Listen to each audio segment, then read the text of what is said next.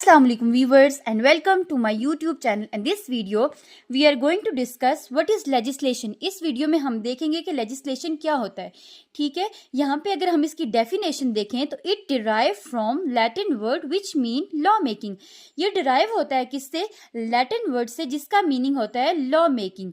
ठीक है, अगर हम इसके वर्ड की मीनिंग देखें तो हमारे पास legis का मीनिंग हो जाता है law and lation का मीनिंग आ जाता है making. So law making is called legislation. Making of law by any authority या फिर any kind of law is called legislation. ठीक है, हम देखते हैं कि जो law any kind of law जिसमें हमारे पास हमारा कॉन्स्टिट्यूशनल लॉ भी आ सकते हैं और दूसरे लॉज भी जो मेक बाय क्या होते हैं, लेजिस्लेशन होते हैं. हाउ वी डिफाइन, हम इसको डिफाइन कैसे करते हैं? सबसे पहले अगर हम किसी जूरिस्ट की डेफिनेशन देखें तो हमारे पास आ जाते हैं सर जोहन सॉलमन. ठीक है, इन्होंने लेजिस्लेशन को कैसे डिफाइन किया है? ये कहते हैं कि legislation can be understood in two ways, कि लेजिस्लेशन को हम दो वेज में अंडरस्टैंड कर सकते हैं, नैरो सेंस में और दूसरा आ जाता है हमारे पास वाइडर सेंस. अब हम इसमें देखेंगे नैरो सेंस क्या है और वाइडर सेंस क्या है. सबसे पहले हम देखेंगे नैरो सेंस. नैरो सेंस में हम क्या कहते हैं कि making of law by supreme authority. अब सुप्रीम अथॉरिटी कौन सी है? अगर हम पाकिस्तान की एग्जांपल लें, in Pakistan parliament is supreme authority. अगर हम अपने पाकिस्तान की बात करें तो हमारे पाकिस्तान में पार्लियामेंट क्या है? सुप्रीम अथॉरिटी है. और ये क्या करती है? ये हमारे पास जितने भी लॉज हैं वो मेक करती है. ठीक है, फिर दूसरे नंबर पे हमारे पास आ जाता है वाइडर सेंस. वाइडर सेंस में क्या होता है? Making of laws by any authority. जो कोई भी अथॉरिटी जो है वो हमारे पास लॉ मेक करे. सिर्फ पार्लियामेंट ही नहीं बल्कि कोई भी अथॉरिटी जो है हमारे पास वो लॉ को मेक करे, हम इसको वाइडर सेंस में लेंगे. अगर हम इसके एग्जाम्पल लें तो हम ये कह सकते हैं कि हमारे पास जजेस और जो दूसरी ऑटोनोमस बॉडीज होती हैं वो हमारे पास जो लॉ मेक करती हैं वो हम उसमें वाइडर सेंस में इसको लेते हैं. अब हमारे पास एक क्वेश्चन अराइज होता है कि हमारे पास जो सुपीरियर क्यों है लेजिस्लेशन. ठीक है, तो लेजिस्लेशन क्यों सुपीरियर है? इसकी दो वजह हैं. एक हमारे पास के इनेक्टमेंट ऑफ लॉज है और दूसरा हमारे पास आ जाता है amendment of law.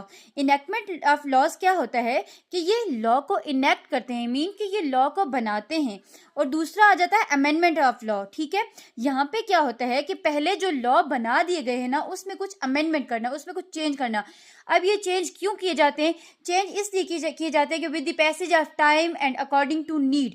According to need जो है लॉज में अमेंडमेंट की जाती है. ठीक है, उसके बाद हमारे पास है कि why legislation called written laws. हम लेजिस्लेशन को रिटन लॉज क्यों कहते हैं? इसका आंसर ये है कि कोई भी लॉ जो हमारे पास पास्ड बाय पार्लियामेंट है, पास बाय हमारे पास सुप्रीम अथॉरिटी है या पास बाय लेजिस्लेशन है, हम उसको रिटन लॉज बोलते हैं. In the form of codified form में हो सकते हैं. ठीक है, उसके बाद आ जाता है हमारे पास kind of legislation. Kind of legislation को हम दो काइंड में डिवाइड करते हैं. एक हमारे पास आ जाता है डायरेक्ट एंड इनडायरेक्ट, दूसरा आ जाता है हमारे पास सुपीरियर एंड सबऑर्डिनेट. सबसे पहले हम देखेंगे डायरेक्ट एंड इनडायरेक्ट. डायरेक्ट में हम देखते हैं कि making of law by supreme authority. Direct में कौन से आ जाते हैं हमारे पास कि वो लॉज जो सुप्रीम अथॉरिटी बनाती है, जैसा कि हमारे पाकिस्तान में वो वाले लॉज जो पाकिस्तान के पार्लियामेंट ने बना दिए हैं हमारे पास वो कौन से हैं? हमारे पास आ जाते हैं वो डायरेक्ट लॉज में. ठीक है, उसके बाद इनडायरेक्ट लॉज कौन से होते हैं कि जो law makes by different bodies, different authorities. ठीक है, वो हमारे पास इनडायरेक्ट लेजिस्लेशन आ जाती है. अगर हम इसमें एग्जांपल लें तो हम इसमें एग्जांपल ले सकते हैं जजेस की और दूसरी ऑटोनोमस बॉडीज की. अब ऑटोनोमस बॉडीज कैसे, कौन सी हैं कि जैसे हमारे पास कुछ यूनिवर्सिटीज वगैरह आ जाती हैं जो उनके कुछ लॉज होते हैं, वो एक ऑटोनोमस बॉडी है. ठीक है, वो जो लॉज बनाते हैं हम उनको बोलते हैं इनडायरेक्ट लेजिस्लेशन. उस यूनिवर्सिटी में जितने भी स्टूडेंट्स पढ़ रहे होंगे या फिर जितने भी स्टूडेंट्स होंगे उन पे वो लॉज क्या होंगे? अथॉरिटेटिव होंगे, मीन के उनको हर सूरत उन्होंने क्या करना है? फॉलो करना है. तो ये हमारे पास इनडायरेक्ट लेजिस्लेशन में आ जाता है. उसके बाद हम डिस्कस करेंगे अपनी सेकंड काइंड जो हमारे पास है सुप्रीम एंड सब ऑर्डिनेट. हमारे पास लेजिस्लेशन आ जाती है. सुप्रीम हमारे पास लेजिस्लेशन कौन सी होती है? When law is made by parliament. वो कौन से लॉ जो लॉ हमारे पास पार्लियामेंट ने बना दिए, ठीक है। Parliament is supreme in Pakistan, parliament हमारे पास सुप्रीम है किसमें, पाकिस्तान में। When parliament made any law is authoritative, ये क्या है कि अगर कोई पार्लियामेंट लॉ बना देती है तो वो सब पे क्या होगा, अथॉरिटेटिव हो जाएगा, और हम उसको किसी भी कोर्ट में चैलेंज नहीं कर सकते। अगर हम उस लॉ को फॉलो नहीं करेंगे तो हमें क्या होगा, हम लायबल होंगे पनिशमेंट के। यहाँ पे क्या है कि if we do not follow it, अगर हम इसको फॉलो नहीं करते तो we are liable for punishment, ठीक है। हम लायबल हो जाएंगे कि हमें पनिशमेंट मिलेगी अगर हम इसको फॉलो नहीं करते। उसके बाद आ जाता है हमारे पास सब ऑर्डिनेट बॉडीज। सब ऑर्डिनेट बॉडीज कौन सी होती हैं, लॉ इज मेड बाय सब ऑर्डिनेट बॉडी, जो हमारे पास एक्सेप्ट लेजिस्लेशन के जो बना रहे होते हैं ना, वो जितने भी लॉज होते हैं वो हमारे पास क्या होते हैं, सब ऑर्डिनेट बॉडीज बनाती हैं।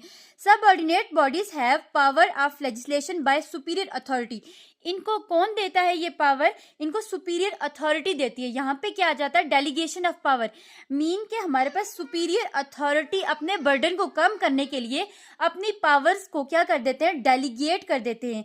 वो अपनी पावर्स सब ऑर्डिनेट बॉडीज को दे देते हैं। इससे क्या होता है कि जो उनकी पावर है वो डिवाइड हो जाती है, और उनका जो वर्क होता है वो भी क्या हो जाता है, डिवाइड हो जाता है। Power which divided by supreme authority is called delegation of powers.